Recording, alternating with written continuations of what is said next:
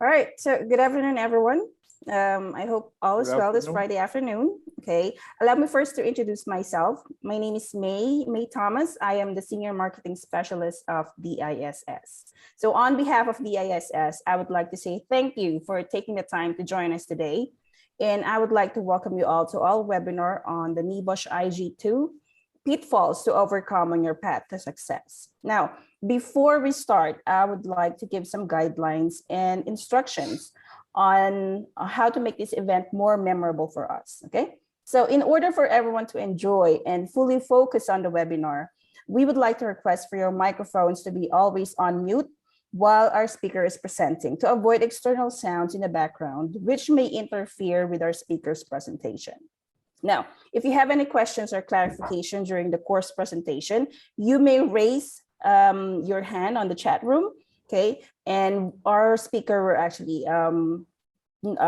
answer your question, your query. Now, if you also have, or you can also send an email at info@diss.com.qa at the end of the session, okay? Or if you're not comfortable asking your question during our session, you can send us an email, all right? Now, if you're having any technical difficulties, do let us know via the chat room, okay? And we will try to assist you. And also, please make sure that the name showing on your screen is the name that you use when you registered, okay? Or what you use in the registration form.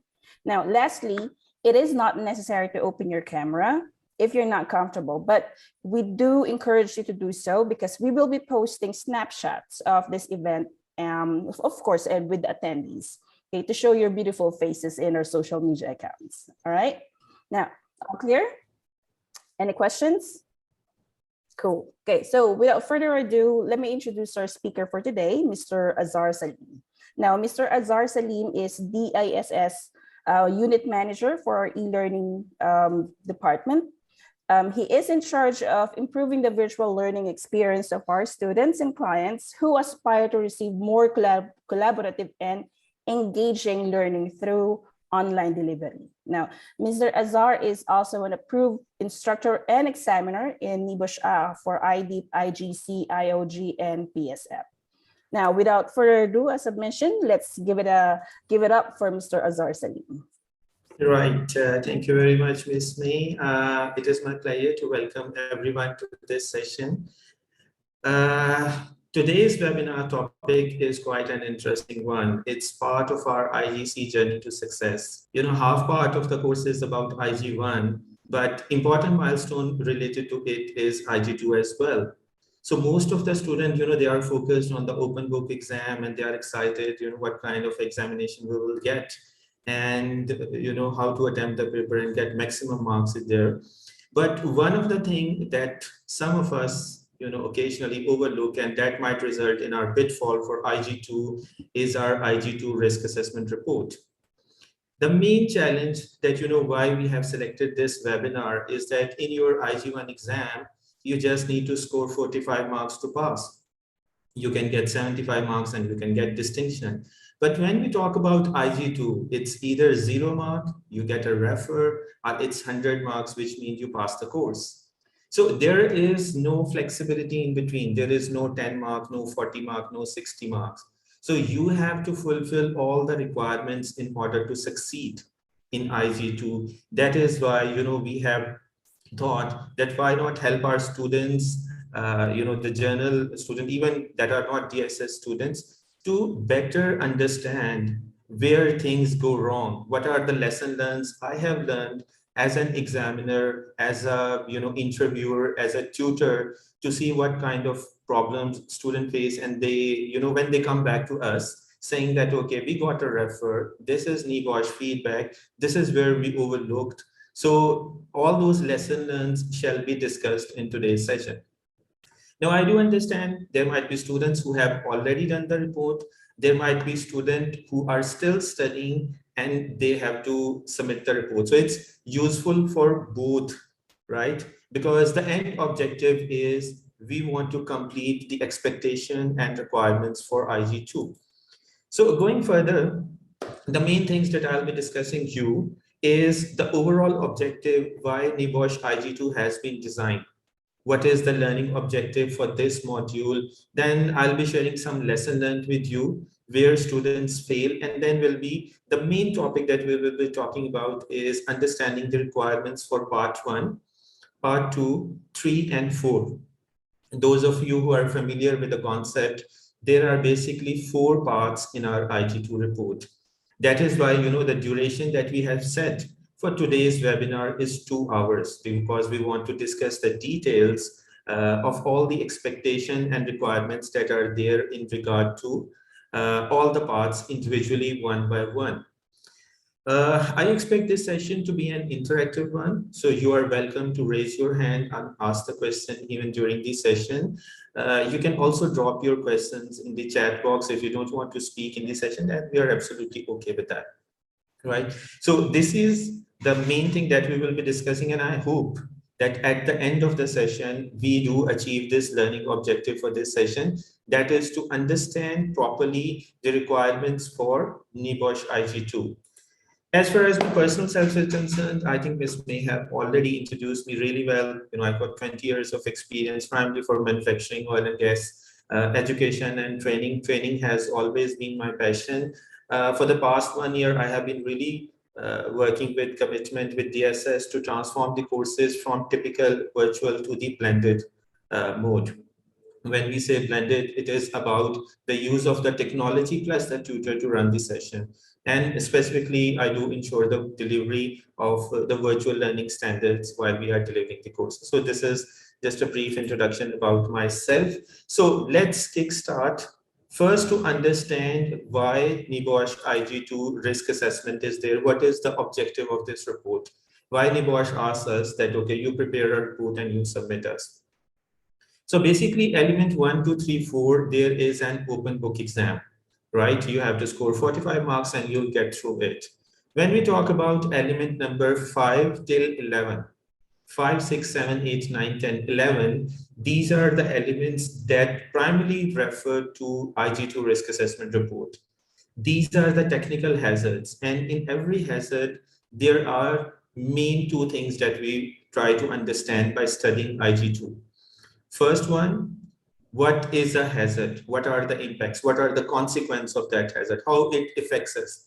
The second thing, the most important thing, the control measures, right? So when you study all these modules, NEBOSH, they assesses your learning by asking you to prepare a report. Now, the first objective of this report, that, by the way, these objective comes from NEBOSH. The first objective of this report is journal risk assessment of any workplace. They expect you to carry out an inspection, a risk assessment of a workplace, and then develop a report on the different hazards that you have observed and what should be the appropriate control measures in there. Now, for the clarity, the workplace can be a genuine workplace or it can be a hypothetical one as well. What you need to do is to relate the hazards to that workplace, even if it is hypothetical. There is no problem in that. You have to present a picture, you have to present a story like you actually visited it, you identified the hazard, and you thought that, okay, what should be the appropriate control measures for that? We'll touch this point later when we'll come to the requirements of part 1. The second thing they want you to do is recognize a range of common hazards. Element 5, it's comprised of certain physical hazards, certain psychological hazards. Then if you go to 10, that is related to electricity, then 11, fire as well. So there are different elements. Some are physical, some are chemical, biological, ergonomics, and psychological. So they expect you to have understanding in range of hazards. A lot of students fail because they fail to identify either a psychological hazard or a biological hazard. So their prime focus is always on a physical, because physical is one thing which we can see. Biological is most of the time which is not visible to the naked eye, because when we talk about biological, it's either a virus or a bacteria or a fungus, which might not be visible to the naked eye in that regard, right? So that is the second thing, that you should have understanding on variety of hazards. Third objective, evaluate the risk. So you see what is the existing control they are doing.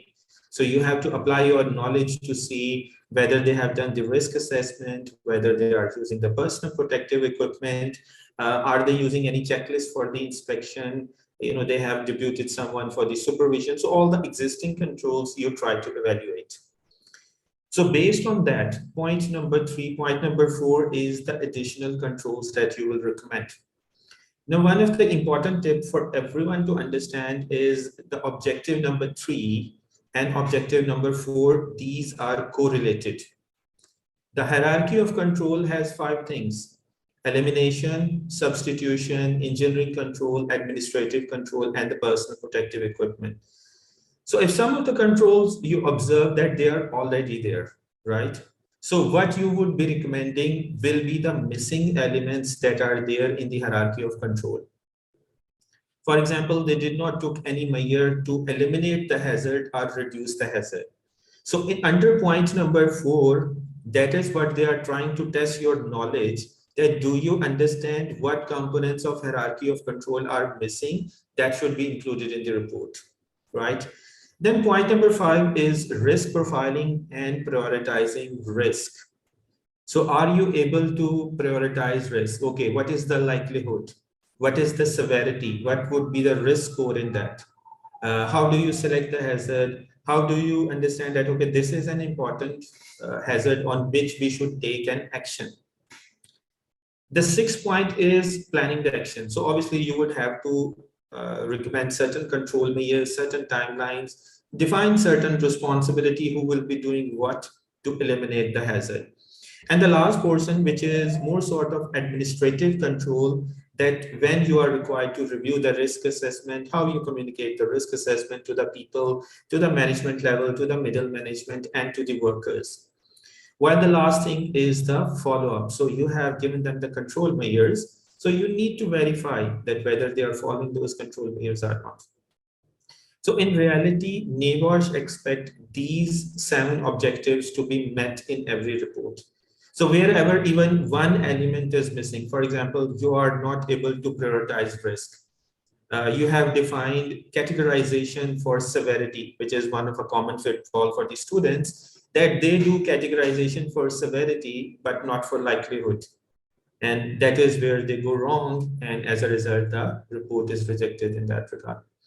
So these are the objectives that we need to ensure our report fulfills in that regard. The second point is an important one, right? How to make the report realistic. So your report needs to fulfill one definition, that is, it should be a suitable and sufficient risk assessment. The definition of suitable and sufficient that NEBOSH follows come from HSE UK, and it needs to have these 5 objectives met in it.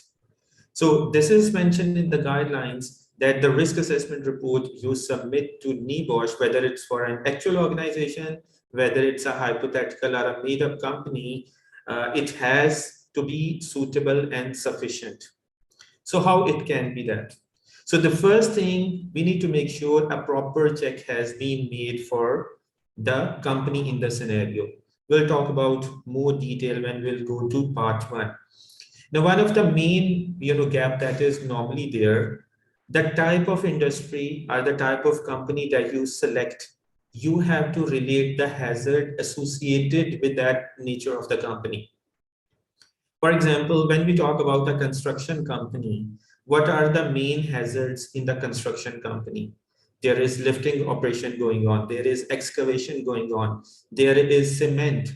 There are power tools. There is material movement. There is manual handling. So all those hazards are associated with a construction company. But when you talk about an office or maybe a bakery or maybe a hospital, now they should have a different set of hazard and you should be able to identify it.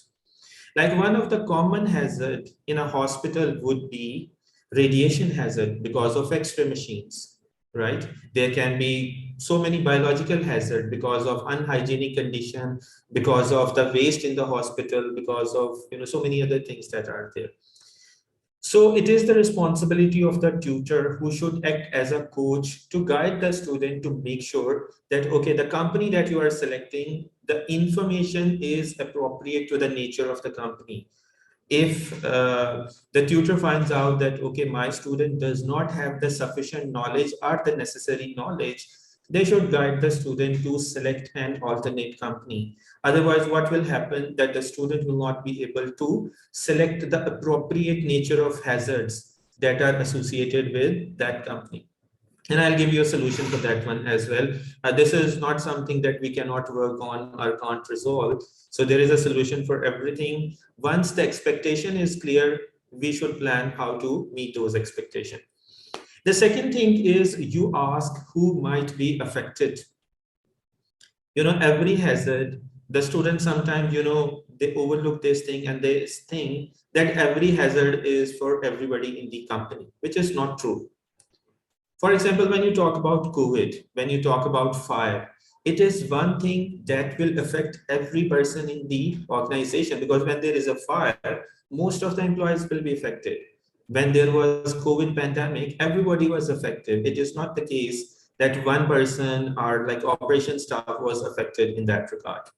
So please understand the nature of hazard. For example, when you talk about the example that I gave you about the X-ray machine in a hospital, now who would be affected? Obviously, the X-ray machine operator. That is the first person who would be affected. Any other person who has a frequent visit to the X-ray room in that regard, so he would also be affected in that. We can't say everyone in the hospital, or we can't say, one of the things that I have seen as a mistake in reports, for example, manual handling.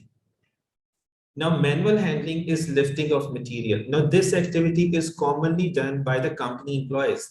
It can be helpers, workers, technicians, things like that.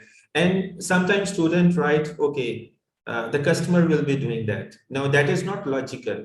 So your examiner will sense that, okay, you have not put in the correct information in that regard, right? So you have to present a proper picture that which hazard has an effect on which person, right? You can't just write every hazard is applicable to employees, customers, contractors, everyone. You have to mention specific designation.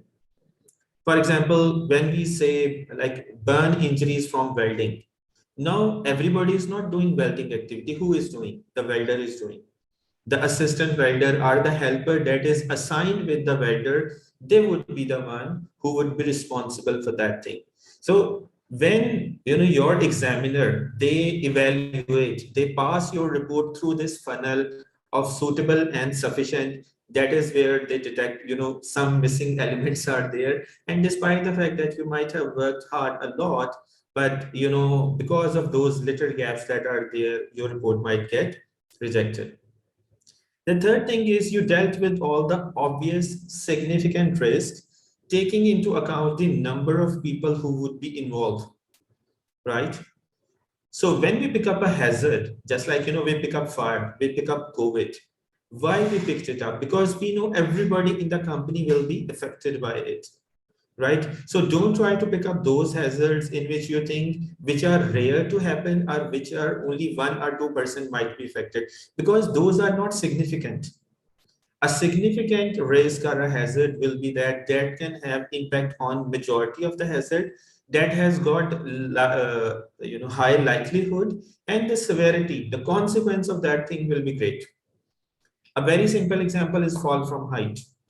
In a construction company, if a person has fall from height, the chances of survival of that person will be what? Probably less than 1%. The person might not survive in that regard. So it is important for us to understand that, the type of risk we are selecting, the type of information we are giving. So it has to show our knowledge, understanding of the hazards, and it has to show that we applied that knowledge while carrying out the risk assessment, right? The fourth aspect is the precautions are reasonable and the remaining risk is low. That is one thing that we have to remind students again and again, hierarchy of control, hierarchy of control. The students are not focused. They try to think the easy control measures. The easy control measures are, okay, we'll do training, we'll do risk assessment, we'll appoint a person, we'll do job rotation. No, all of this is administrative. These are at the lower end of the hierarchy of control. What you have to focus on is at the top. The hierarchy starts from elimination. How you can eliminate the hazard, how you can reduce the consequence of that hazard. The third thing is the engineering control. What type of equipments, what type of devices, what type of protection equipment you can use to reduce the risk in that regard. And normally all the engineering controls, these are through these things. There has to be some safety device, some mechanism, some in that regard. Otherwise, when you talk about a safe system of risk assessment, that will be administrative control in there as well. All right. So the last step is you involve your workers. Are they representative in the process of any workplace? You inspected the workplace in that regard, right? So the one of the things is that, when you actually visit a site, you try to understand what kind of hazards are there. And if you do your homework before going, you would have a focused approach, right? So as a health and safety professional, we should not be relying on our memory and knowledge. What we should be relying on is a checklist, because no person can do the risk assessment based on, okay, I know this hazard, I know what the control. No, this is a systematic process, just like an internal audit. So it has to be documented. We can't just do the process. So when you have a checklist, you follow certain things that, okay, I will ask this question, I will see this point, I will check this control, I will check this convention or a law in that workplace. And that is where your findings shall be valuable. There are different methods of hazard identification. We can observe people doing work. We can interview the people. We can talk to their representative or a supervisor. We can study the company manual. We can study the previous risk assessment report. So there are a series of documents or information sources that we can use to achieve our objective. So the key point learning from this slide is our risk assessment has to be suitable and sufficient. The information presented in the IG2 report should be realistic. It should be what is appropriate control measures are defined on it. And ideally speaking, it should show our knowledge that whatever we have learned from element 5 till 11, we have applied our knowledge in that regard. Okay, so moving onwards, right? The result, when you submit your report to DISS, probably it takes 10 weeks after that for NEBOSH to announce the result in that regard. And normally 1 week or 10 days after IG1 result, the IG2 result also comes and it's announced. The result is either pass or a refer. As I told you, pass means you got 100 out of 100. You fulfilled all the requirements that NEBOSH had in that regard, which is excellent. On the other hand, even if you missed just one thing, for example, there was one action item against which you forgot to mention the responsible person. So the examiner will say that, okay, your report is incomplete, all the columns were not filled out, and your report will be rejected in that. There was, I think 3 months ago, one of the students came with the NEBOSH feedback, and I was literally amazed into that. All of his report was correct, but there was just one mistake in action item number 1. So where he mentioned the severity, he forgot to mention what type of injury or illness can happen from that disease. The rest of the whole report was correct. So they just gave one comment that your report is excellent, but this information that was required in action item number 1, it was missed out. So the result of that was the report got rejected.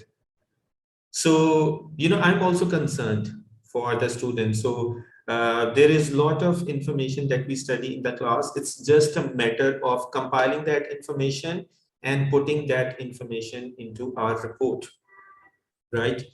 So what will happen if you have a refer? You have to register again, right? Register again means that you have to pay fee again and you have to correct your report. And based on the NEBOSH feedback, whatever gaps they have identified, you have to fulfill your gap and submit your report back to NEBOSH again. Many of the students have misconception that, okay, once a report is rejected, you have to prepare a new report. That is not the case. If they say that, okay, your part 2 is incomplete or part 3 has this problem, or maybe part 1, you missed out this information, simply update that information and submit again. Automatically, your report shall be accepted. One tip more here. So the parts that are already accepted, for example, one student has a problem in part 2 and his report is referred. While submitting the report again, he should not be making any changes in part 1, 3, and 4. All the parts that are already accepted, please do not make any changes in those parts because these are already evaluated, these are already accepted. Why would you waste your precious time on improving something which is already approved? So just focus on the part that has the gaps that needs to be corrected in that regard. Now, one of the important things, NEBOSH properly gives a feedback. Sometimes the examiner writes in thorough detail what is the gap, what is the problem. But sometimes they simply write that column 3 in part 2 needs further elaboration, right? This is where you should go to your tutor to obtain the guidance that, okay, what does this comment mean? Because it should not be the case that you correct your report again and it does not fulfill the requirement in that. The comment that I gave you more elaboration. For example, student writes that, okay, personal protective equipment is provided. Now, this is an incomplete statement. Against any hazard, you should properly define what type of personal protective equipment we are talking about. For example, it can be a dust hazard. So if it is a dust hazard, I will be mentioning that, okay, respiratory protective equipment, it can be a half face mask or a full face mask. Respirator is to be provided to the employee in that regard. If it is, for example, the person is working on electricity and you are saying personal protective equipment is to be provided, that has to be properly elaborated, that rubber safety shoes in regard to electrical safety to be provided, rubber gloves to be provided to prevent the electrical shock in that regard. When I'll come to part 2, I'll explain this part because one of the major problem with the students is they don't mention the benefit or the purpose of the control. For example, you can write, okay, risk assessment to be done. So why you are recommending a risk assessment? You are saying the proper statement should look like this one. Risk assessment is recommended to identify the existing hazard associated and to implement appropriate control measures in that regard. Otherwise, it is not beneficial that you write incomplete statement or you say, okay, replace this equipment by this one. So what is the benefit? Why you are recommending it? So you have to show your understanding that I'm saying replace 220-volt power drill with a battery operated power drill to prevent the electrical shock hazard. That is how you're going to write your complete statement, showing your understanding that what is the purpose, what is the logic behind that control measure. So important take from this slide, everyone should understand is when you have a refer, okay, accept the fact that, okay, there is some gap in your report, okay. You don't need to get angry, you don't need to get hyper in that regard. The second thing is wait for the NEBOSH feedback. That would normally come within 1 week or 10 days. If that is not there, you can contact your training provider or training department for coordination in that regard. Once you have the NEBOSH feedback, try to evaluate the feedback. Try to understand the comments of the examiner. Because once you made a mistake, you should not making the same mistake again. Try to see what the gap is. You should have full clarity what the gap is, and based on that, you should rectify your report. And once you do that, 99.9% of the chances are that your resubmitted report will be accepted. That would be literally a blunder if your report is rejected again, literally.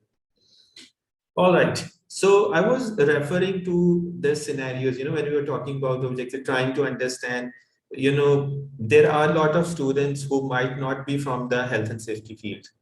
They are newcomers in the field. They want to learn. And in regard to the learning, they are doing this IGC course.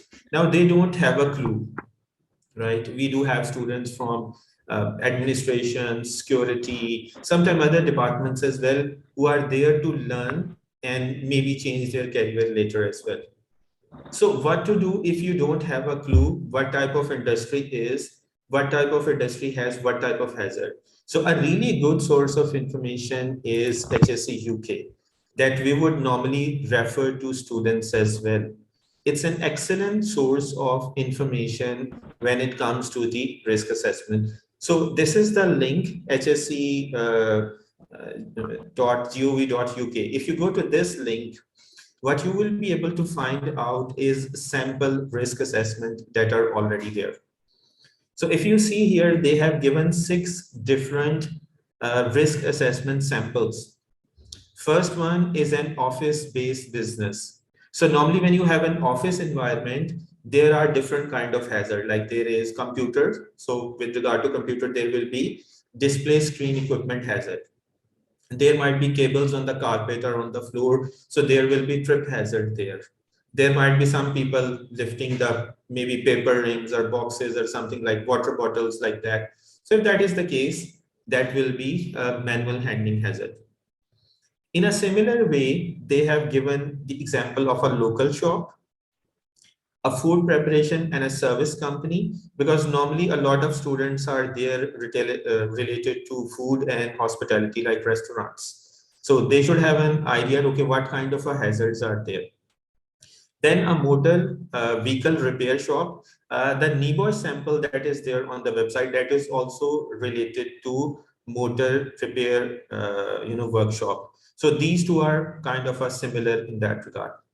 Then the factory maintenance work, because maintenance is normally a high hazard activity. So there will be a lot of hazards in that are there.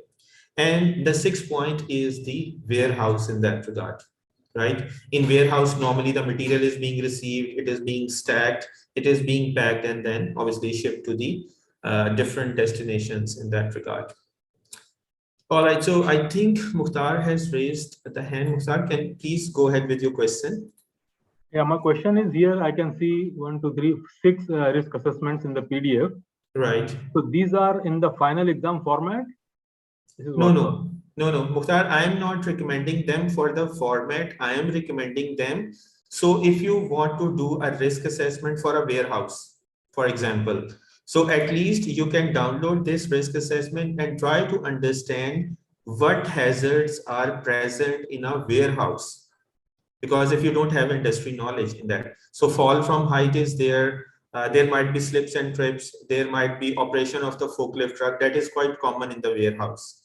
So at least the hazards are identified to the relevant industry or the company on which you are trying to write your report on.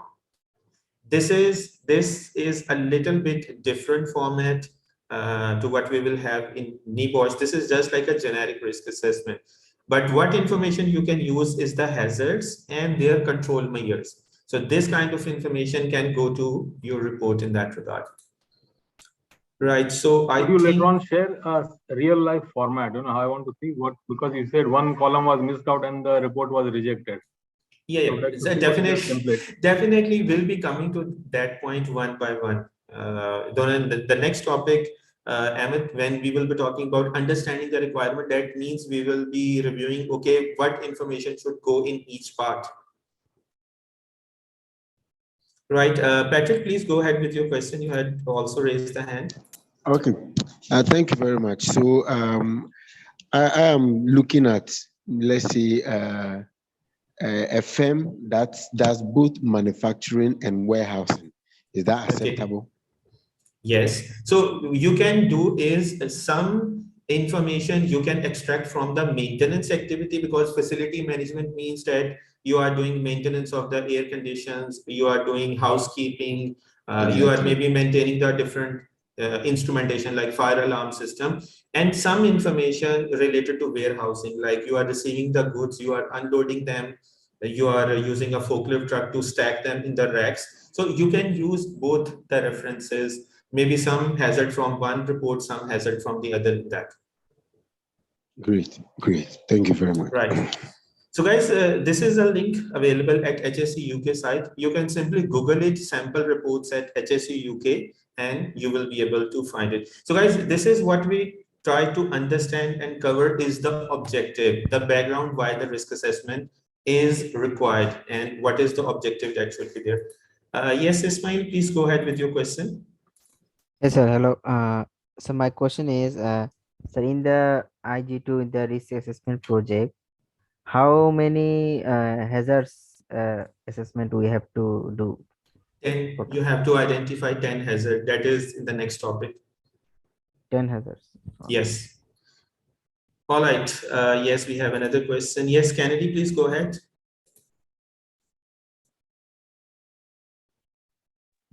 Yeah, good evening, sir. Good evening. Yeah, is it safe if I still use the exact examples that you showed us from the HSC? You should not, no, you should not use the exact examples. Please understand everyone that when you send some document to NEBOSH, whether it is IG1, IG2, they have done it in software that basically detects that whether you have copy pasted the text from somewhere or not. So if you have like more text than 10-15% copy pasted and it matches, then they might ask you that this is your own work or not. Okay. So when basically we submit the report, we are declaring this is my own work. So I'm referring these sample for your learning. I'm not saying to anyone just copy paste those. No, that is not to be done. Okay, sir. Thank you so much. You're welcome. Yes, Mukhtar, the session is being recorded and hopefully we will get it. Albert, what's your question? Okay, good evening, sir. Good evening. Please, I want to ask. Yes. I think one of our colleagues asked about the number of hazards to be worked on, and yes. You said 10. Yes. And if you write more than the 10, will it be a problem? No, that is Albert, a really good thing. But you know, the problem is that you have written 12 hazard. You can, some student write 15, 17, 20 hazard as well. But the problem will be if your 10 hazards are correct, but on the 11th hazard, you missed out something, report will be rejected. And that is what I don't want. So only write additional hazard when you are absolutely confident that all of these hazards are correct and complete. Otherwise, there is no benefit in doing extra work. If your report is accepted by 10 hazard, then why write more? Why not make 10 hazard more comprehensive? Like my point is, instead of writing 2 more hazard, why not make the existing 10 hazard more detailed, more comprehensive? That would be really better in that regard. Okay, so my second point is, please, if I write the hazard without writing the hazard group in quotes, please, will I be wrong? Let me explain that. Let me explain that in the second part, because sometimes, you know, it is not accepted by the examiner. So I will try to guide you in the second portion that how we should write the hazard and the hazard category there. Okay, sir. Okay. Thank you so much, sir. Thank you. You're welcome. All right. Yes, Ahmed, please go ahead with your question. Yeah, my question is, if you write 10 hazards and the critical ones are left out, I guess the examiner would be from engineering background or very expert in the risk assessment. So No, he might say that why the core ones have been left out and the, you know, the elementary ones have been filled up, just complete the paperwork of 10. Will they not penalize that? Okay, why the, for example, welding, there's a heat, there is a smoke, metal smoke, for example. If I miss out the smoke, for example, will they not object why the critical element has been left out? Okay, so the answer to that question is in our next topic. Okay, so Ahmed, the examiner, he is not expert of any industry. He basically follows what you have written in part 1. I'll come to and explain in the next portion. Part 1 is the introduction of the company. So from part 1, we identify the activities what the company is doing. From those activities, we identify what are the key hazards. And then in part 3, we explain and prioritize those hazards. So it's like a flow of information. The examiner does not need to be a technical expert.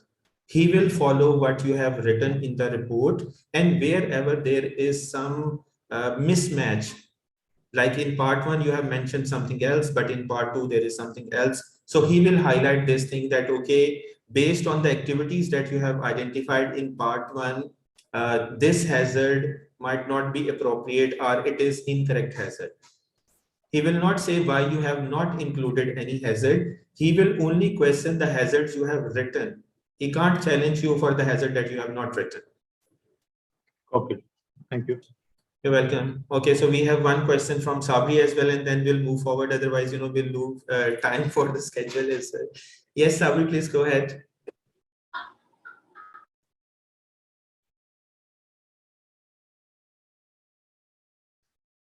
All right, I think he might not have a question. So let's move forward. Okay, so guys, the important pitfalls, please understand this. These are the lesson learned that I have observed in different components where people fail. Some of you might not be able to understand it properly right now because you might not have worked on the report. But when I will explain the next portion, all of your questions will be answered as well, right? So the part 3 and the part 4, part 2 and 3, these are the most important part in the report. Part 1 is the company introduction, part 4 is the review. So these are simple information, no problem in that. Part 2 is the major problem. The first thing that results in a student failure is a failure to understand what information is required in part 2. Just like what Albert said, if someone has not written the hazard correctly, if they don't understand what is a hazard, then it might be rejected. So guys, a simple example, we mentioned dust hazard, right? But in the consequences, we write hazard of wood dust. Now the examiner will say, here you have mentioned general dust, and here you have mentioned wood dust. So he will reject, saying that you need to identify one hazard and write its consequences. We can't write like all the hazard for dust in one row. Like I can't mention silica dust, wood dust, general dust, and there has to be separately mentioned because they have different consequences, they have different control measures. I can't then mix them in one. So that is the first point where the student fail. And it starts from column number 1, hazard and hazard categories. The second thing is the incomplete information that is mostly linked with column number 5 and 6. I'll explain column number 5 and 6. So these are 2 columns in which we have to mention the dates, the target dates for the completion, and the responsible person. So responsible person, sometimes people, they forget, and I'll tell you the solution for that, that it is a very simple solution how you can keep track of that missing information. The third thing, that is what we had a question of, not to copy paste from irrelevant report or sources. I sometimes advise people that when you do research for a report, you should do thorough research. It should not be a case that, okay, you Google, okay, what is the consequence of dust? And you don't read what type of dust the article is about. And you simply copy paste the consequence of that dust into your report. And when someone will read, they will understand, okay, here you are talking about this, here you are talking about something else. So this is not correct information. So please make sure this is a sort of your research report as well. How much detailed study you have put into while writing the reports, risk assessment report in that regard. So I would never advise anyone to copy paste from anywhere, especially if your brother or colleague or senior or junior have made the report. Do not obtain a report from them and do not copy paste hazard. You should be honest about your learning, whether you succeed by 45 marks or whether you succeed by 70 marks, it should be your own work. Because NEBOSH had got really good controls to verify malpractice and other things. So if someone is caught, they might be banned for 3 years, which I don't want for any of the person, because it can really hamper your goals in life and your career as well. The fourth thing is the required depth of information. When we say that details need to be there, it has to be properly detailed there, that how the consequence shall occur, how it will affect you in that regard. For example, when we talk about cement, now cement can have multiple effects. Those people who have studied the chemical element, they would know the chemicals, they can go to your eyes, you can inhale them, they can go to your mouth, they can be absorbed in your skin as well, right? So many students, when they say cement, okay, so they say dermatitis, that is the one type of thing, but they forget that cement can be inhaled as well. Cement can go to your eyes as well. It can go through your mouth, because its dust is very finite and minute that it can travel to your mouth as well. So if you have mentioned only contact with the skin, not inhalation, not other, then it means that you have not thoroughly worked on the hazard. And that is the fourth point where students fail. And this is most common in biological and chemical hazard. Physical hazard, everybody can write really well. There is absolutely no problem in physical hazard, because it is electricity, it is fire, it is noise, radiation, blah, blah, all that. But when it comes to the technical things, because chemical and biological, it requires a little bit more understanding and of that thing, that is where the student have a pitfall. They don't complete the information in that. Occasionally on part 1 and 4 as well, failure to understand the requirement of part 1, especially the risk assessment methodology. So in part 1, you have to write how you have carried out a risk assessment. So if you say, okay, I went to the site and I inspected people doing work, now that is incomplete. You have to talk to someone, because every hazard you can't just observe at the site. Some hazard you observe, some hazard you found in the document, some hazard you talk to the people, some hazard you found in the incident log, some hazard maybe you find in the industry journal or the company maybe safety policy. So you can't say I used one method and I identified all type of hazards. That will be an incorrect statement. So imagine yourself, like for example, you are a new guy in one particular company and you do the risk assessment there for one day. So do you think in one day you would be able to identify all the hazard in all the process by just observing? Absolutely not. That cannot be done. It is not a realistic thing. So that is one of the requirements related to part 1. For part 2, we have to mention when the risk assessment is to be reviewed. We studied it in part 3. Element 3 of IG1, not part 3.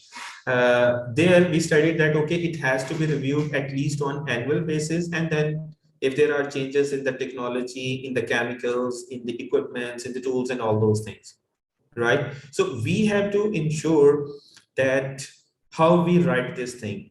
So many of the students, they write that statement, I recommend to do that thing. So to be honest with you, that statement is clearly rejected by the examiner. Why? Because, we as a risk assessor don't have the authority to say when the risk assessment is to be, it has to be a company policy. The company says, okay, I'll review my policies after 6 months. The company might have a policy, okay, I'll review my policies after 1 year. So you can't just recommend that, okay, based on your recommendation, it should be done. So that is one of the things where, people mostly have a pitfall. The whole objective of this session is to learn these failures and avoid it while updating or preparing or resubmitting our reports in there. So everyone should target that I want to get 100 out of 100. Pass in the first attempt, no resubmission. You don't have extra money, you don't have extra time, and why you want to get stressed that you are a reffer and that you have to work hard again. So target that everyone should understand the next slides, which is related to the requirements, and then we'll do our best to succeed for the success. All right, so this is the core topic that I'll be discussing, understanding the requirements for part 1. Our report is basically comprised of 4 parts. Part 1, that is the company introduction. Part 2, that is the actual risk assessment. Part 3 is where you highlight 3 major hazards that you think exist in the organization. You do their evaluation, like their categorization for likelihood, categorization for severity. And then the last one is a review of the risk assessment, communication of the risk assessment, and its follow-up. So I'll be starting with part 1. Before going into part 1, I'll just share with you the template as well. And in that template, I have written certain information just to discuss with you and have a guideline for you to make sure you complete it in that regard. So guys, part 1, this is background of the company. So whenever we'll be writing our report, there will be a word count limit as well. Every table will have certain limit, because you can't just write very lengthy report and it will take a lot of time in evaluation. The second thing is, when you are copy pasting from internet, the word count can be easily met. That is what they don't want. They want you to write in your own words. That is why they have set the word count limit, so that you can express what you learned, what you identified, what you are recommending in your.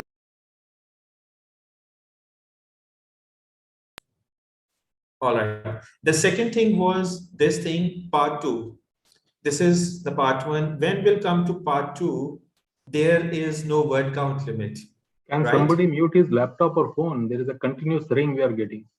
Ahmed, that is when new people join into the webinar. That is where the beep is. It is not with the laptop or something. All right. So guys, talking about part 2, there is no word count limit for that, right? This is a part where you have to identify the hazard, their existing control measure, their new control measures. Okay, so there is no limit to that. This is the component where you have to show your understanding, where you have to demonstrate your knowledge that, okay, how you have identified the hazard, how you recommend the control measures based on the hierarchy of the controls. And then going into the part 3, that is part 3. So it has 2 portions. One is a generic portion. So we'll talk about moral, legal, and financial arguments here. That is a generic portion. Why a company should have health and safety controls in there, which you identified after the risk assessment. So these are generic. Then you have to prioritize 3 action items. That is your choice. How you say that, okay, this is a major hazard in the company. Like, for example, if it is a construction company, I would say cement dust is a major hazard, right? That can be one of the hazard. In a similar way, if it is a chemical plant, I can say, okay, chemicals or fire or explosion, that can be one of a major hazard that we need to do there. Here we need to do categorization as well. That is all detail. Here we'll come to this component one by one. The last portion, that is to review, communicate, and check. So here you have to mention when we need to review the risk assessment, what are the reasons for the review, then how are you going to communicate the risk assessment to the management, to the middle management, to the workers. So different methods can be adopted. And the last one is the follow-up, right? So you shared the risk assessment report. How are you going to follow up that, okay, after 1 month, after 2 weeks, how many action items are completed, how many are pending, and if something is pending, what's you going to do about it, right? So this is what we're going to all discuss. So first I'm going to go back to my presentation, and then I'll come back to this one for detailed elaboration of this one. All right. So Mukhtar, which PDF file you are asking for the report? The one you just now showed us, the 18-page file, the risk Okay. assessment item. Okay, sure. We'll share. I'm looking for the template. Yeah. Yeah, sure. We'll share. By the way, it is also in your LMS as well. In the course material, if you go under IG2, there will be a electronic submission template there. Fine, thanks. You're welcome. So guys, part 1. It is, sorry, I'm not running my PowerPoint show now because I'll have to switch screens between the Word and the PowerPoint, right? So I'll be just using as it is. So the first thing you need to mention here is the name of the organization. right? Many people have confusion that, okay, I'm working in, for example, Qatar Petroleum. I'm just using hypothetically. I'm using in Qatar Petroleum, but I'm not allowed to use the Qatar Petroleum name. So it's absolutely fine. You can rename it as ABC Company Limited. You can use a hypothetical name for that, right? Or you can say any other company A or any PTE Limited. So you can make a hypothetical name for any company that you want. It is not necessary that you have to show the actual name of the company, actual name of the people in the company. That is not required, okay? So the name of the company, you have to use it.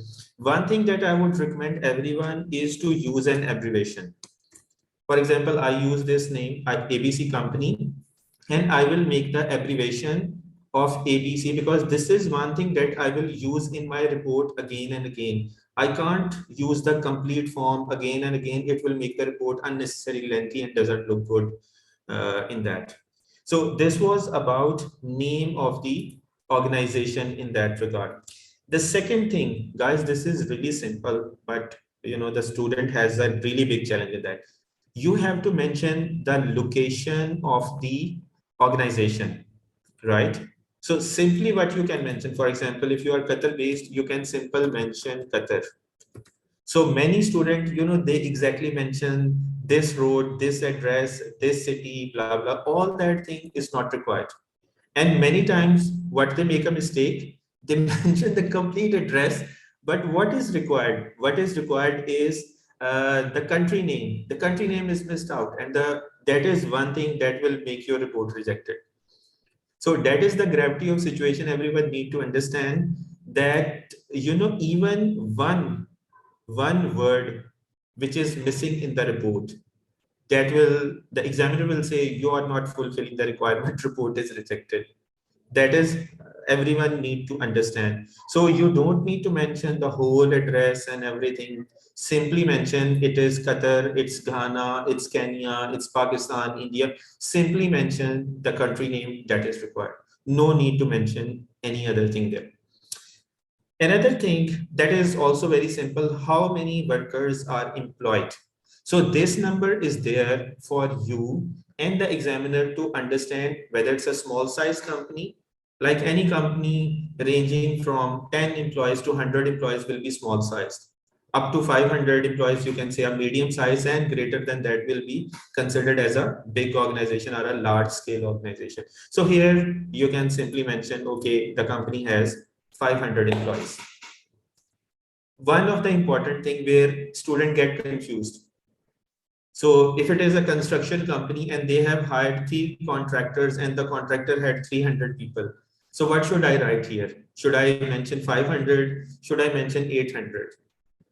Anyone who would like to answer this one? 800.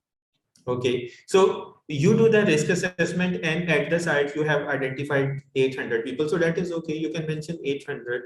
But in this line, you don't have to write too much lengthy detail that the company has 100 employees, but 3 contractors are there, have 3, and simply mention total number of people you saw, or you noted from their documents or employee list, whatever that is there. The fourth most important part is the journal description, right? And that is what Ahmed asked earlier, that how they will see the hazard. So here you have to identify the products manufactured and our services provided, right? One of the student got his report rejected because he did not mention the services provided. So he mentioned about a school. Now, in the school, obviously the school is providing education services, but you have to mention that, okay, the school is from grade 1 to grade 10, right? Or the school has like 3 sections each in each grade, or the school is providing evening classes as well, or the school has some other educational or other services as well. Then we will understand, okay, what is the nature of the activities in the school. If you say only education services, that might be a little bit incomplete description. The second thing, the type of activities, and the third thing is the shift pattern. Now that is what NEBOSH says, but the story is way more than that. You know, you have to provide more information, otherwise there might be a problem in it. So let me try to go back to the file, and let me try to show you what kind of information might be added in this part. So we are talking about general description of the organization. Right, okay. So the first thing we discussed, products or services. There might be an organization that can provide both. When we talk about the vehicle repair shop, the vehicle repair shop is providing parts and is also doing servicing activity. So you got to mention both the things, right, in that regard. So for example, if I just show the sample report from NEBOSH that they have given on their website, so that contains a really good description. So they have mentioned, okay, yes, Sharif, please go ahead with your question. Thank you, sir. So I have a question. If I write about a school as I did, right now the students in that school, how do they consider them in this assessment? That will be part of, like you can mention the student count separately and the staff count separately, because there are instances when the students are not available, like in the holidays, but the staff is available in the premises. Okay. Yep. So do I need, if I want, may I leave alone the students and I don't mention? You can mention student in the general description, not in the employee count. Okay. But if I want, I cannot mention at all. I would recommend adding it, because if you have an idea that they have got 1,000 students in there, so why not mention it? Okay. Right. So guys, one thing, this is a sample report from NEBOSH. It is about a vehicle repair shop. So please see how much good description they have written. The business does a lot of repair and maintenance on vans and lorries and body repair for insurance companies on cars that have been involved in accident. Servicing is also carried out for members of the public. So they have separately mentioned what type of customer they have. Typical activities undertaken include moving spare parts from the store to the workshop, engine repair, activities related to servicing, body repair, draining fuel and oil, spray booth activities, including the use of paints and solvents. Now, if I relate this thing to what Ahmed asked, now what type of activities they are doing? For example, they are saying they have paint. So I can use a paint as a chemical hazard. They are saying they are draining fuel and oil. I can use used oil as a chemical hazard. They are doing body repair. So that can cause cut hazard, because there might be sharp objects when you are doing, maybe there is friction and abrasion, that kind of hazards are there. When they are doing engine repairs, they are using tools, hand tools, power tools. There might be ergonomic hazard, because they have to work in an awkward position. It is not like sitting on a table chair. You have to work in an awkward position. So this is a really good description of a company. And based on that, part 2 will have certain hazard, derived from these activities. I hope that point is now clear to everybody. So coming back to this one, products and services, the activity organization is doing. So guys, construction company. A lot of people write about construction companies, since there are a lot of construction companies in Qatar, but what they don't write is their activities. For example, they are doing excavation, right? They are doing, for example, gray structure work. They are doing lifting of material. They might be doing earthworks. They might be doing carpentry work, paint work, maybe plantation, greenery as well. So these kind of activities you can mention. Yes, Simon, please go ahead. Yeah, my question is, what I understood now, that it's not about knowledge, it's about, so it makes sense to downplay it and write minimum description. Yes, Ahmed, it is about sequence. What you mentioned in part 1 goes to part 2. From part 2, it goes to part 3. So it has symmetrical information flowing below. Okay, got it. Right. So guys, one thing more, does the organization have a single site or multiple site? This is also important, because one site might have one hazard, but the other side might not have the same hazard. So if you want to mention that the company has different site, And based on that, you can mention different type of hazard. How many shifts operate in the organization? So I would recommend students just to mention general shift. Don't complicate it, because then you will have to define morning timing, that is from this time to this time, evening timing, night timing, and all that detail. And many times what students forget is whether they work over the weekend or not. That is also required. When you say shift timing, it means that you say that my company operates from, for example, from Saturday to Thursday, from 9 a.m. to 6 p.m. and Friday is the off day. You have to mention the off day as well. When is the weekend? One student I remember he mentioned actually a company that was there in Tunisia. So he said the workers are working 7 days a week, and then he mentioned because of the 7 days, he mentioned there is mental fatigue and physical fatigue because of that activity. So based on the information that you are there, you can relate to hazard. If you want to mention, just like we had this discussion, permanent workers and temporary workers are subcontractor. You can mention here that company has 100 employees, but because of this project, they have 20 extra employees hired or temporary workers hired for the summer season. The type of workers they have, you can mention they have a project manager, and then there is a construction supervisor, there is like a earthworks team, and different groups that are there within the organization. So that shows your understanding how much information you got from the site visit, how much you know the organization. And I think one thing that is not mentioned here, but normally that should be there, is the type of equipment the company is using. For example, if it is a construction company, they can say they have 1 crane, they have 3 forklift trucks, they have 10 excavator, they have dumper trucks, they have bulldozers. So all that information. So even if it's an office, what you will mention. So you can mention there are 2 photocopiers in the office, people are using laptops, and maybe some other, they might have what you call it, paper bulletin, or different kind of key things that are, you don't need to mention each and every equipment. But if you want to derive some hazard from that information, you can mention type of equipment as well. And guys, all that information, just one line, we don't have to write very long theoretical things in that. We have to complete in 200 words. So one line each. You can spend more words on product and services and activities. All right. The next thing is the area for which you will be doing the risk assessment. So you can mention you will do the risk assessment for the whole organization, or for one project, or for one building, or for one department.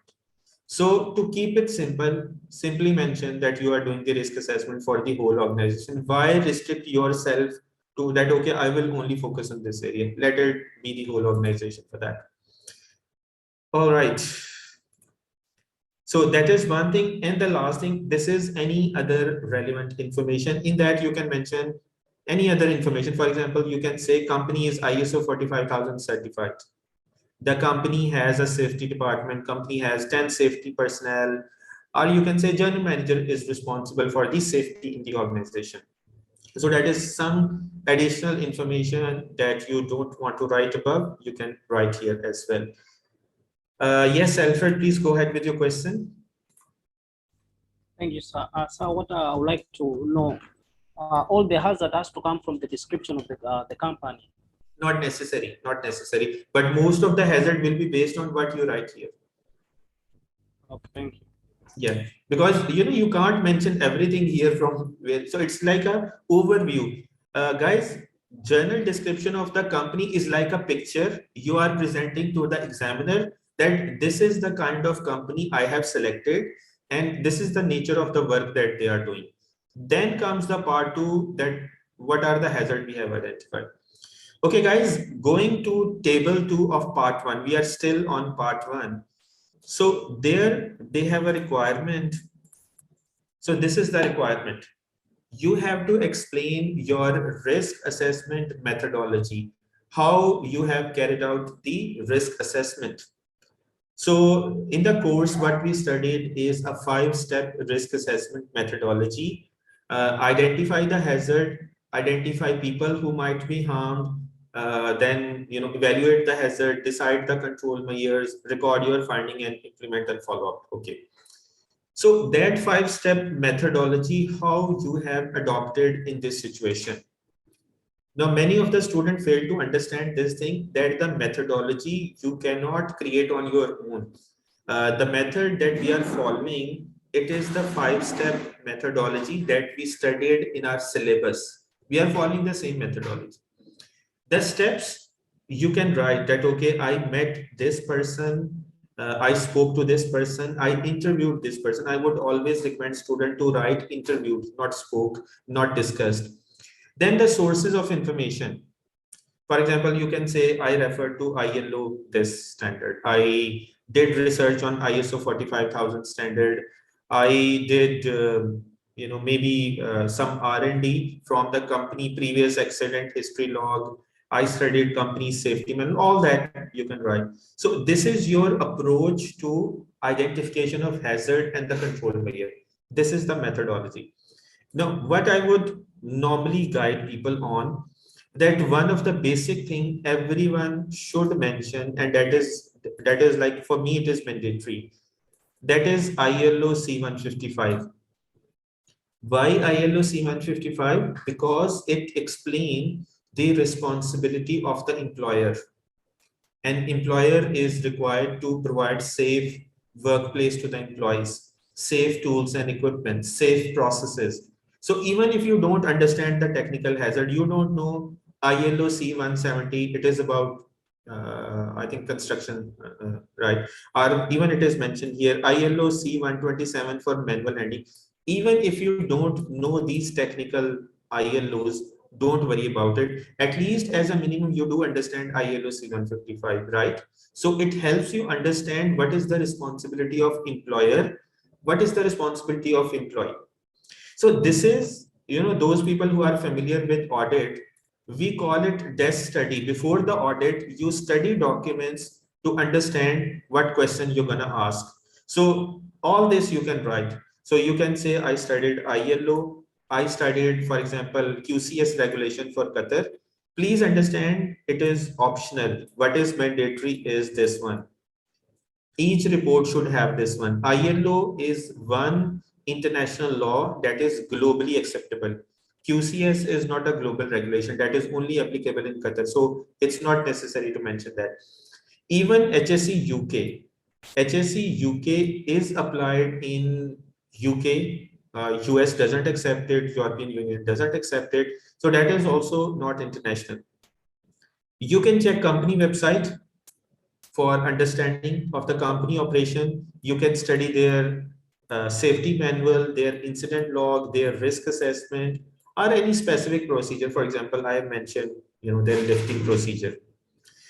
So one small tip to everyone, wherever you mention a company document, please mention its number, right? So if you don't have any number of the company, you can simply refer a unique identification that, okay, maybe they can provide a copy to you. Maybe you can have it from their website. A lot of companies have now HSE manual on their website. So if you can get their actual number, that will be great. Otherwise, you can assign them some number as well, right? Then interview part. So whom you spoke to or talked to. So normally, if I have to go to a company, what should be my go-to guy in that company? I'm doing a risk assessment. So what should be my point of contact? My point of contact shall be the safety person there. It can be a safety manager, safety officer, or maybe if the general manager has the safety responsibility, I can talk to that person. He will be the one person who will guide me on the safety system of the company. So you can mention that, okay, I talk to this person, this person, this person. Don't write, I talk to workers. Worker is nothing.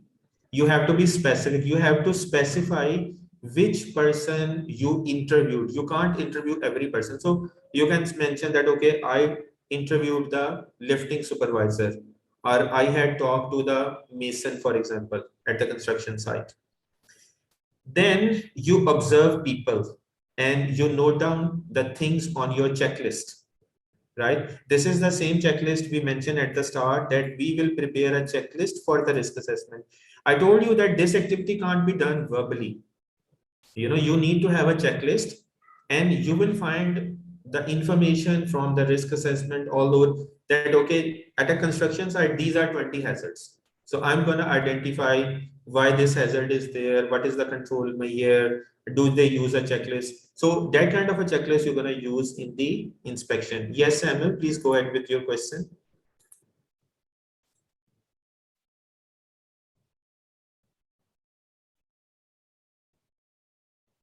Samuel, please go ahead if you have a question. Yes, you said now that if we interview anybody from the company, that we should mention the name of the company. No. And if you can mention the name of company, it is okay. Otherwise, you can use some other name for the same company. And one thing more, you don't need to mention the name of person. You can say it's a safety officer. You don't have to write his name, that I met Mr. Albert at this site. That is not required. Okay, thank you. Right. Yes, Maxwell, we can share the slides with you. No problem with that. All right. So when we observe people doing work, we capture information on our checklist. Just like, you know, we do an audit. So we have a checklist and we write information on the audit checklist. And the last thing, you need to give journal comment. This is related to their requirement, this one. That what do you think is required? So for example, as an auditor or as a risk assessor, I will say they have got a good system, or I can say they have a bad system and they need to improve these things in their company, right? So this kind of a thing, you know, we can write in there. So guys, with that, we will complete part 1 of the report. Part 1 is about the company introduction. And once we do the company introduction, we define our risk assessment methodology, how we have carried out the risk assessment. There are some things which are mandatory. You might see mandatory here. So some things are mandatory while some things are optional, that, okay, you can write this or you can't write this. Yes, Emin, please go ahead with your question. If you can just count the number of words for this part. 200. Here, the actual data that has been filled in yellow. If you can count it, or it's a but PDF. Emin, that has got additional information as well. That is not the correct text. So it is like 127 words. Okay, got it. Understood. Okay, Emin, please understand this thing. These are bullet points. You don't write bullet points. You have to write proper sentences there. So this is just like a guideline for your understanding. I'm not saying that you can make a report like that, you know. So you have to actually write sentences, not pointers like this one. Okay, got it. Yep. Yes, Alfred, please go ahead. Yes, I would like to understand what do they mean by in the bracket. I have seen that they put that don't mention talk to. That is the word I told you. Don't mention discuss. Don't write discuss, talk. Instead, use word interview. That is a proper word that shows that you are doing an inspection. So you interviewed people. That is just a guideline for the word, you know. Thank you. Okay. So guys, the most important part 2, right? So in part 2, what we have to do when we study IG2, there are 10 different hazards. 10 is a minimum number that you have to do. Maximum you can write 20, no problem in that. But just the thing that I said, make sure that all the 20 hazards are complete in all respect. It should not be the case that, you know, your report is rejected because 19 hazards were incorrect and 1 was incomplete. So that will be a loss to you. Why would you want to do that? So write only 10 or maximum 12 hazards, not more than that. And make sure that all of them are complete in all the 6 columns that are there. So we will see element 5. It's a combination of physical and psychological hazard. So physical, like noise, vibration, radiation, and then the psychological hazard, like mental ill health, which includes stress, depression, anxiety, things, violence at work, and drugs and alcohol, substance abuse at work. Please understand, some of the hazard have dual nature, like noise. Noise can be physical, noise can be psychological. Like noise has, when there is too much noise, what happens? Lack of concentration, irritation, mood swing, people are irritated. That is the psychological effect. You lose your hearing capability. You have tinnitus, you have other diseases, noise-induced hearing loss. That is the physical side of noise, right? So please be careful while writing noise. So it should not be the case that you mention physical category and the effects you mention psychological. So if you are treating noise as psychological, then mention psychological consequences. This is one thing that I had answered earlier, that your hazard and hazard category understanding should be proper, and we'll discuss it further. Then element 6, it is for ergonomics.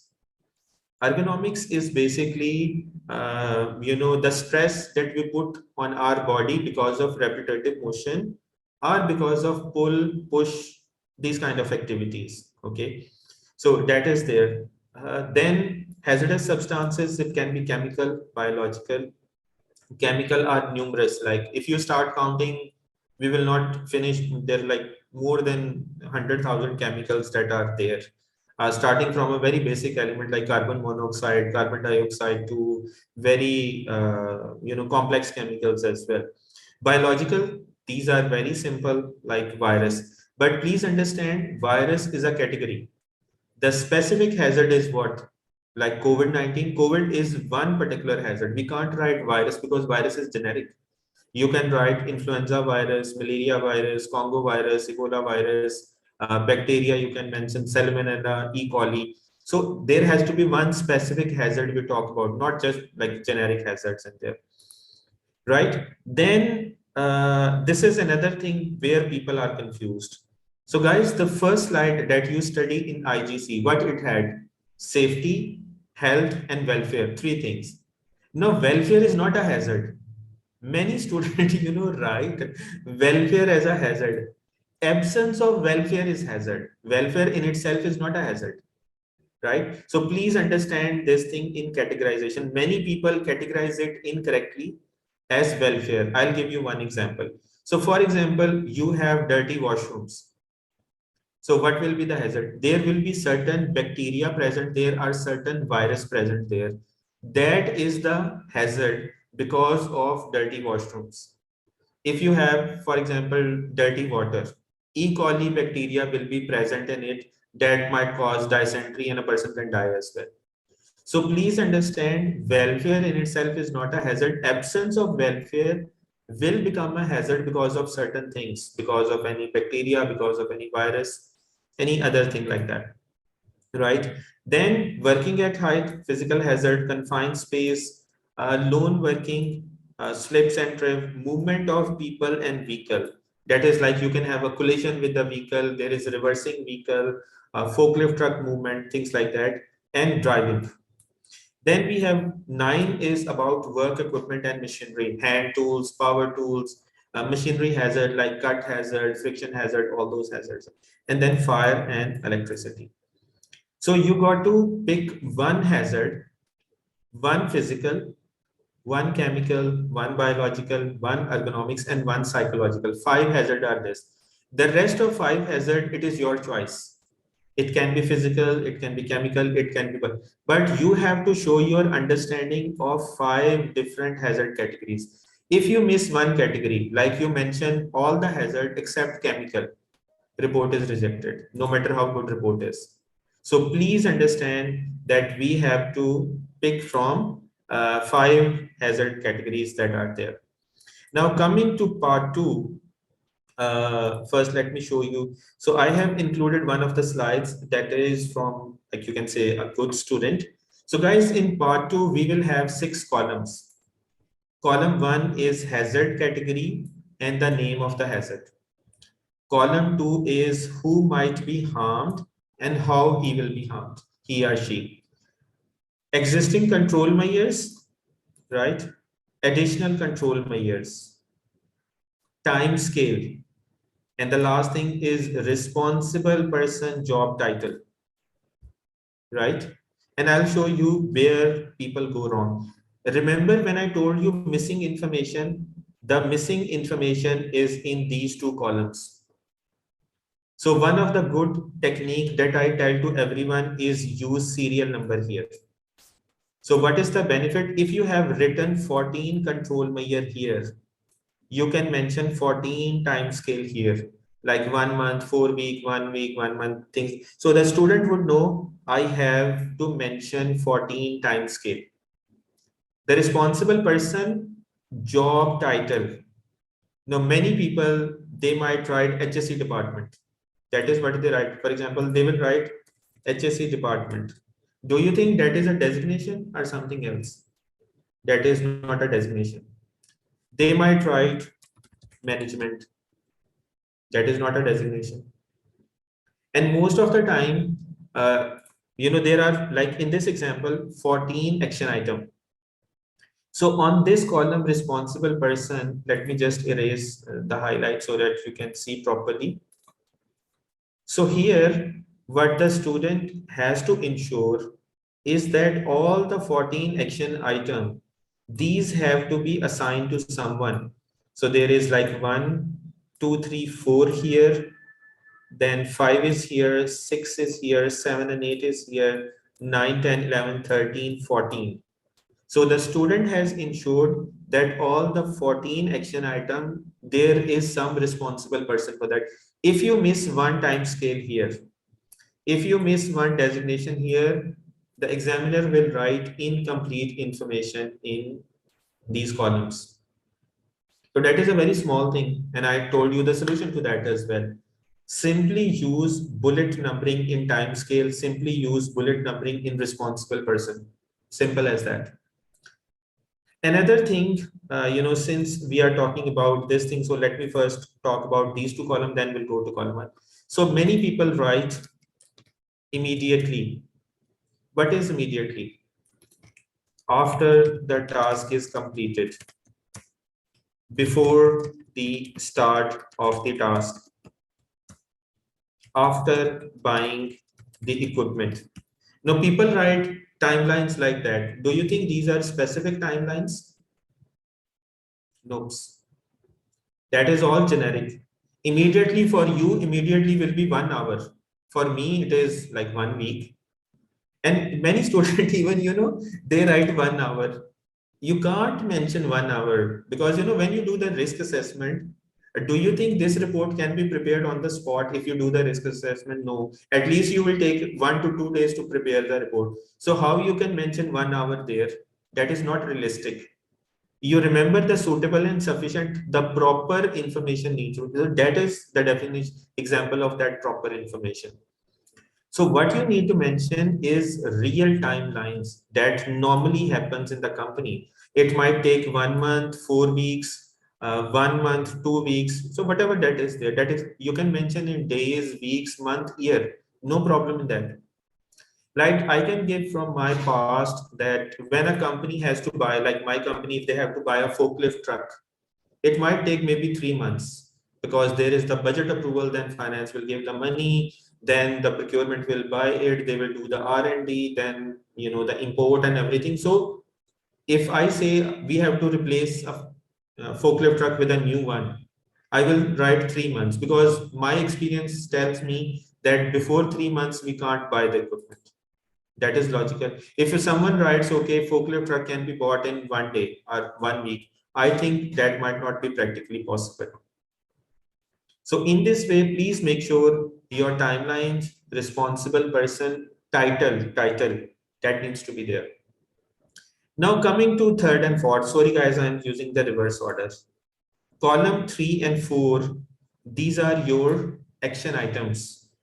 This is what the company is already doing, and the missing thing you are recommending that they should do that. Now, those people who have studied the hierarchy of control, they would have very good idea about elimination, substitution, engineering control, administrative control, and the PP. For example, this company is saying PPEs are available. So what they have done, PPE and limited number of chairs are available in the waiting area. So that will be engineering control. So as per hierarchy, what is missing?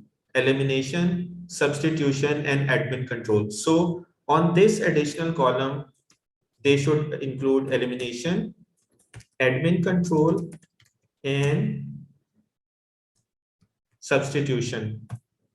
So when you will combine both the columns, when I will combine both the columns, my hierarchy of control shall be complete. This is the logic by which your report will be accepted. Here, if the student mentioned only personal protective equipment and engineering control, this one will not be accepted in there because the hierarchy of control says 5 things.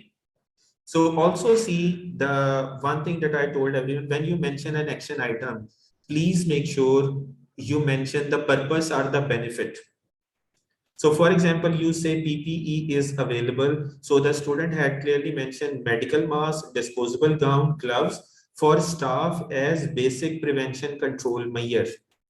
If you mention PPE is provided, it is incomplete statement. It does not show the benefit, why it is provided. So you have to show your knowledge that you ask the people, what is the purpose of the gown, disposable gown, why you are wearing it, what it prevents you from. So you capture that information and you have wrote a proper action item, what the company is already doing. And same is what you will do here, right? So for example, I'll use part 2, like this part. So the student says, train all staff on develop policies and precautionary measures, including social distancing, PPE mandate, hygiene to improve the understanding on what are the control measures. Now, if one student said train employees on safe system of work, I think that is incomplete statement. The way student has written here that training needs to be done on policy, on precautionary measures to improve their understanding. Improving the understanding is the objective of doing this control measure. So when the examiner will see this, they will know that, okay, the student has clarity in this mind, what is the objective of this training. It is not that he is generically saying, okay, do the training. That is the whole concept that needs to be put in the report. And guys, this requires effort. You know, this does not require that, okay, we just mention, do the risk assessment, do the training, provide it. No, this requires some R&D. This requires study from the book. This requires some study on the Google related to the control measure, related to what the companies are doing, or what could be a good control measure to control the hazard in that regard. So this thing is there. So I think you would have a good idea from this report. So how many control measures? 14 for COVID. So the student would have done a lot of research, writing the 14 control measures in there, right? So coming to the second column, who might be harmed? Now, COVID is one thing that everybody is affected of. COVID is not that thing that, okay, he will say one person is affected and other is not. Everyone will be affected. So what they have mentioned is nurses. By the way, this report is about a hospital, right? So these are nurses, physicians, admin staff, attending beneficiaries, staff, families, and everyone who is exposed to that. So, but a student could have easily written all employees. But you see how good the student have properly written all separate categories of employees, like nurses, physician, admin staff is different. Then people who are attending, then the staff families as well, because when they will go home, they might be affecting their families as well. Talking about the effects, normally I would recommend students to write minimum 5 consequences of every hazard. Like the student have written, I think, really good. Fever, dry cough, shortness of breath. Oh my God, so many things, headache and sore throat and so many, all that leading up to the death. So the first one shall be a minimum effect and the last one shall be the maximum effect that can happen to any other person in that. Even if you talk about electrical shock, the minimum thing, you can have a tingling effect if you pull your hand away.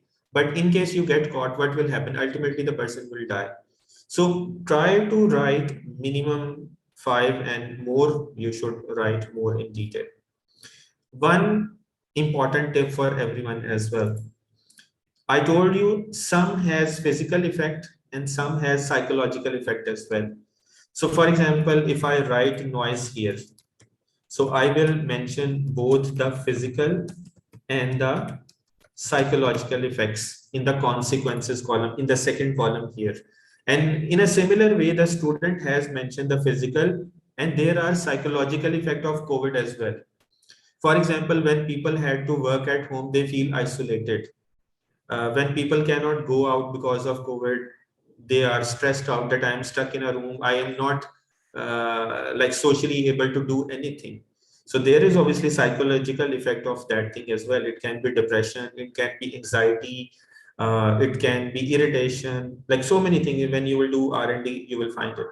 So the student have tried to mention both the side of the hazard, physical effects and the psychological effects. Now guys, coming to the most important part, the hazard and the hazard category. Now the NEBOSH requirement is that you should mention this as the hazard category and this is your hazard, the situation. But I would always recommend students to write more than that. What is that? First, mention a serial number. Why mention a serial number? So you should know how many hazards you have written. You have written 1, 2, 3, 4, 5, 6, how many? The second thing, biological. This is for your own understanding and for the examiner so that he know that you have mentioned all the 5 hazard categories, right? If you don't write this one, then you might overlook that, you know, maybe I have not written ergonomics, maybe I have not written psychological. So these two things, one, the serial number and the additional this thing, the category that needs to be there so that you know yourself, your report is complete or not without anyone telling you. The hazard, how COVID will affect you, poor hygiene, lack of cleanliness, poor compliance to the procedure. So the student have mentioned 3 reasons. Yes, Albert, please go ahead with your question. Hello, sir. Yes. Sir, please, there's something bothering me small about the hazard category and the second column, that is who might be harmed and how. Right. Under the effect, I can see physical there, that is effect of COVID-19. Right. Which is physical. And then the main category is biological. So I think there's a contradiction. I'm getting confused. Okay, dear. Let me explain this thing. So let me just stop it here, okay? And I'll use the Word file for that. Okay. For example, noise. Everyone. For example, let me say noise is a physical hazard. Okay. But consequences of noise, what can be the effects of noise? The consequences of noise, these can be 2 types. It can be physical, it can be psychological. You don't have to confuse this physical and psychological with the hazard category because this is consequence. This is not the hazard that we are talking about. So for example, physical effect is noise induced hearing loss, and the psychological effect is irritation, because normally when we hear loud music we get irritated. That is one example. Now I will give you one more example. For example, we have stress. Okay, now stress is a psychological hazard. Okay, psychological hazard. Okay, right? Now there are 2 types of consequence of stress as well. Physical, right? What will be the physical effect on your body? For example, you have headache, right? What about psychological? Lack of concentration. The person is not able to work properly because of stress. That is what I'm saying. Every student can think of the hazard consequences in 2 dimensions. And that is applicable to all hazard categories. It is not linked with anything. Stress is psychological. Now stress will have physical effect on your body and it can have effect on your mind. Now these 2 effects are separate, right? Similarly, we talk about noise. Noise is a physical hazard, but noise can have physical effect. It can have psychological effect on your body. Now that is why the consequence you can write in physical side, you can write in psychological side. Is that okay? Okay. Yes, sir. Sir, I understand. Thank you so much, sir. You're welcome. Yes, Sharif, please go ahead.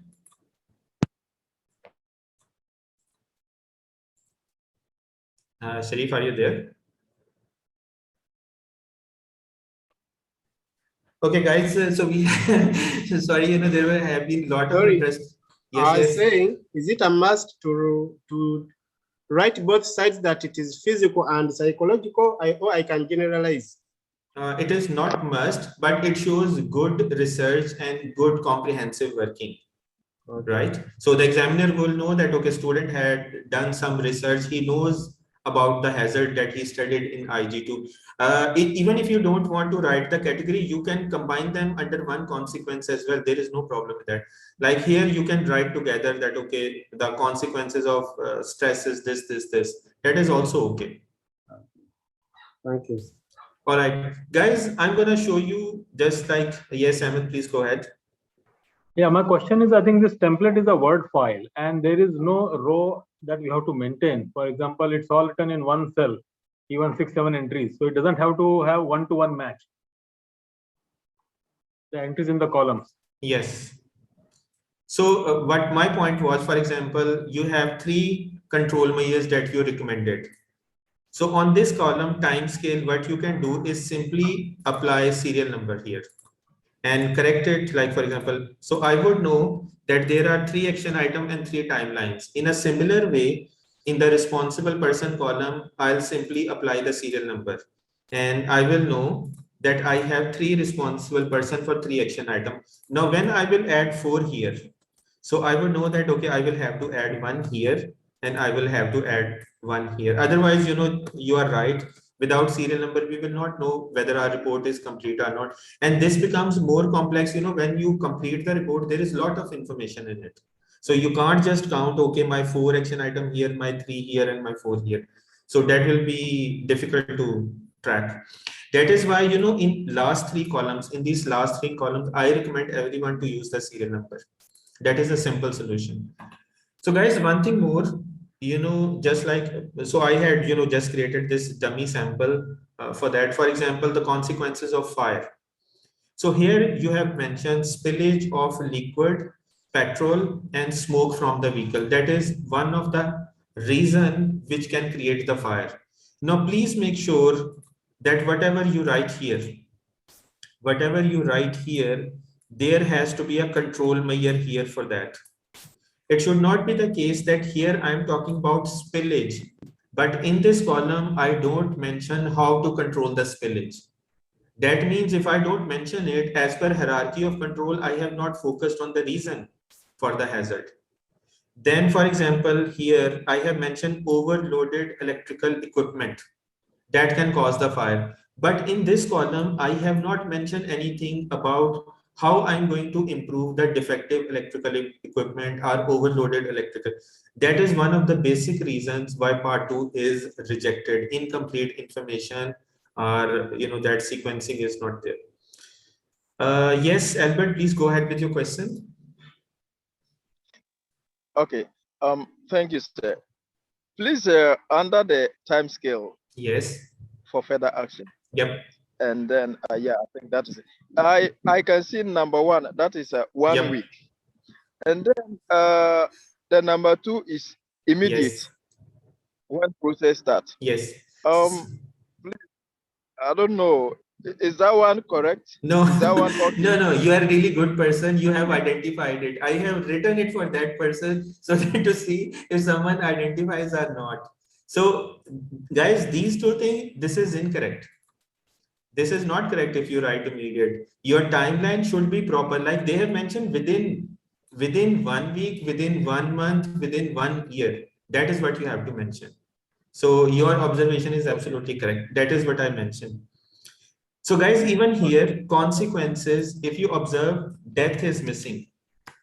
So the minimum consequence of fire is burn, but the maximum consequence of fire is death. If you don't mention death, that means consequences are not written properly, right? So please refer to your book. Please refer to your book. You know, when we are doing IG class study, I always refer to focus on the two things: consequences, control measure. For every hazard, person should have consequences and control measure. Good understanding for that. Yes, Ahmed, please go ahead. Okay, Frederick, please go ahead.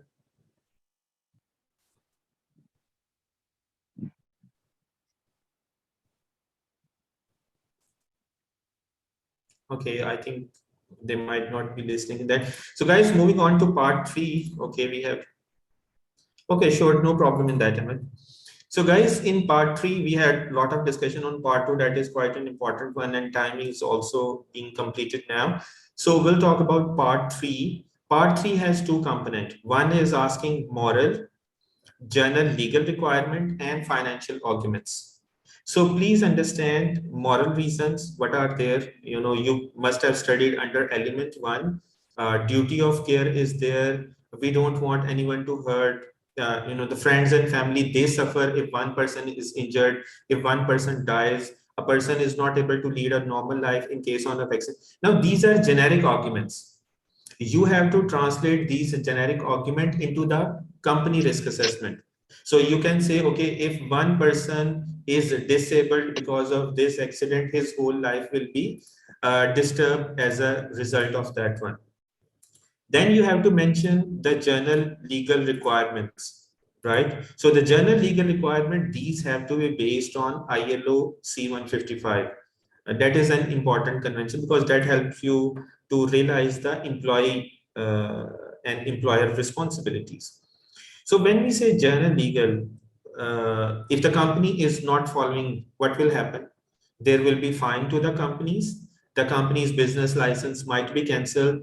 The company might have a challenge in the financial law because of compensation claims, criminal proceedings, or punitive damages against the company. And the last thing is financial reason. So the company might have to face the direct cost and the indirect cost. So this portion, table 1 of part 3, this requires you to go to element number 1 and show your understanding that do you understand what is a moral reason for that particular company?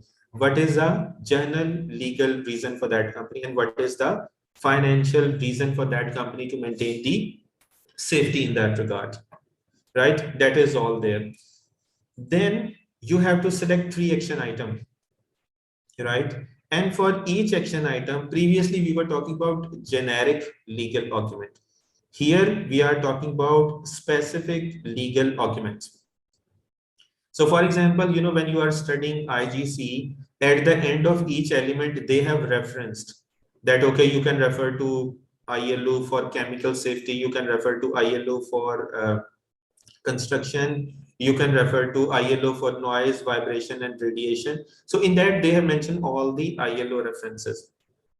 So for example, if you have picked up noise, then you refer to specific ILO convention for noise and say that what is the legal requirement that is there, right? So in this specific legal argument, ILO is mandatory. You don't need to mention local country regulation. Local country, again, HSE UK, QCS regulation, OSHA, any other country apart from ILO is local, right? With ILO, you can mention other country regulation, but just mentioning local country regulation without ILO is a failure as per examiner. Also, one thing, when you're talking about the legal argument, you don't have to copy paste the clauses from internet. For example, ILO 1 article is like a 3-line statement. You have to write that in your own word, because otherwise if you copy paste text from internet, the examiner will say, where is your own argument? So arguments mean that you should justify your case based on the legal reasons that are there. So the person who is giving the legal argument, he should explain. So I think in my file, I might have a one sample that we can refer to. All right.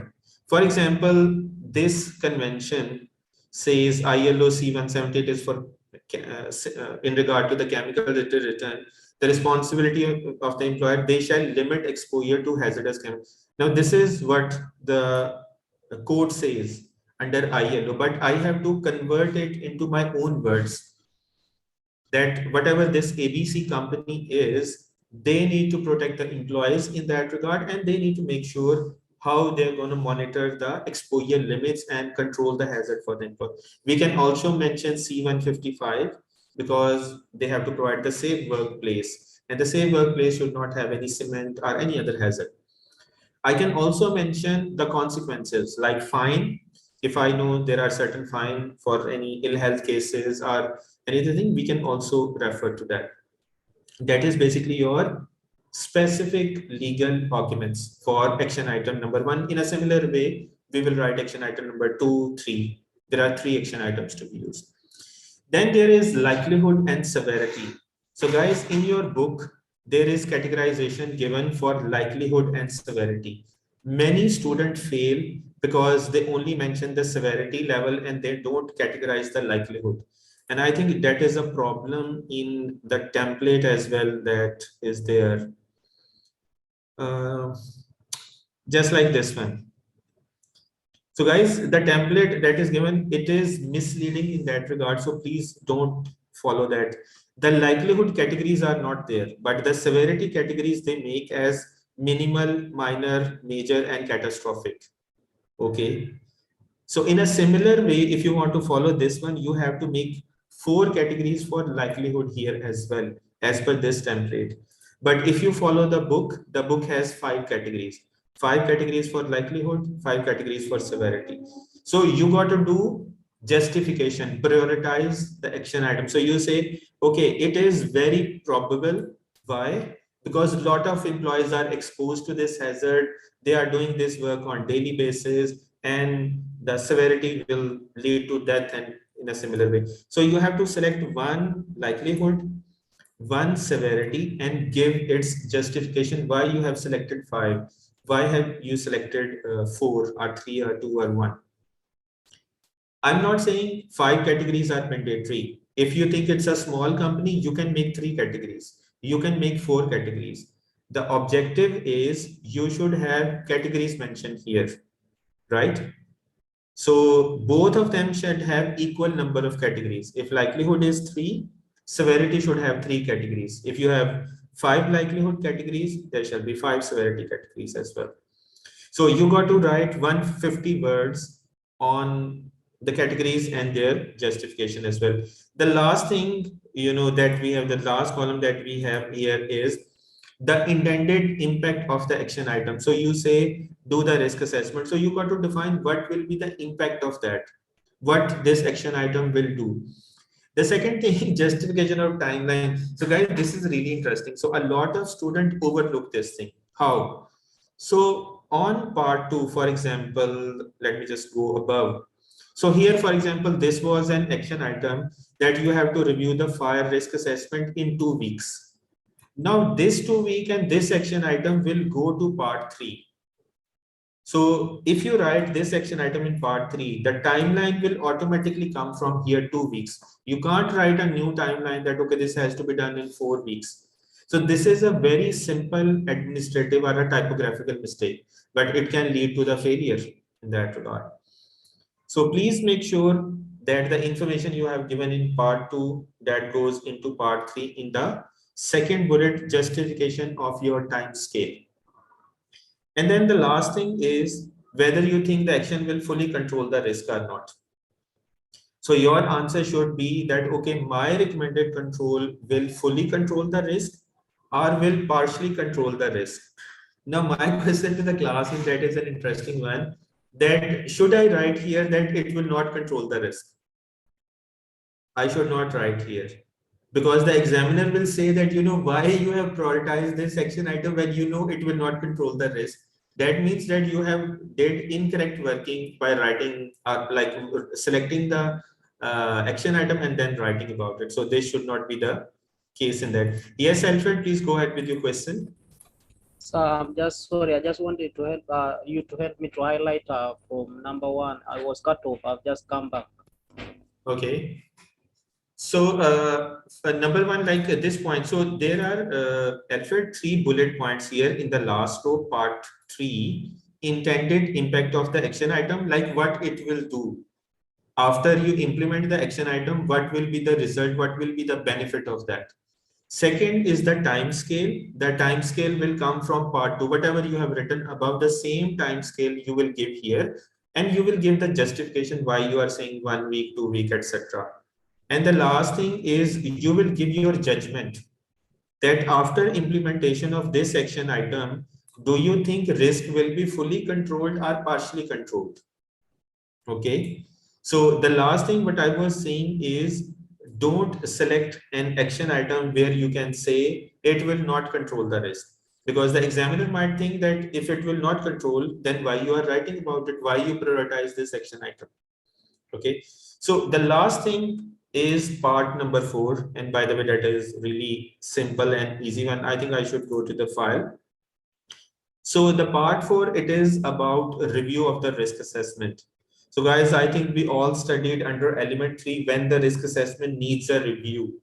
For example, there is a major accident, there is some legal changes, there is some technology change, there is like a change in the company management, company health and safety policy, company health and safety object. So there are different reasons you can mention that can result a change in the risk assessment. A very simple reason to understand, previously we were using trolleys. Now we are using a forklift truck for material movement. So introduction of forklift truck requires a review of the risk assessment of that area. So that can be one of the reasons. The next thing is, now you have prepared the report, how you will communicate the report to the management and to the workers and maybe the middle management as well. So the question says, and who you need to tell. So what needs to be communicated and who you will communicate. So I'll say, for example, I'm saying as a sample, the management may be communicated via email, via meeting.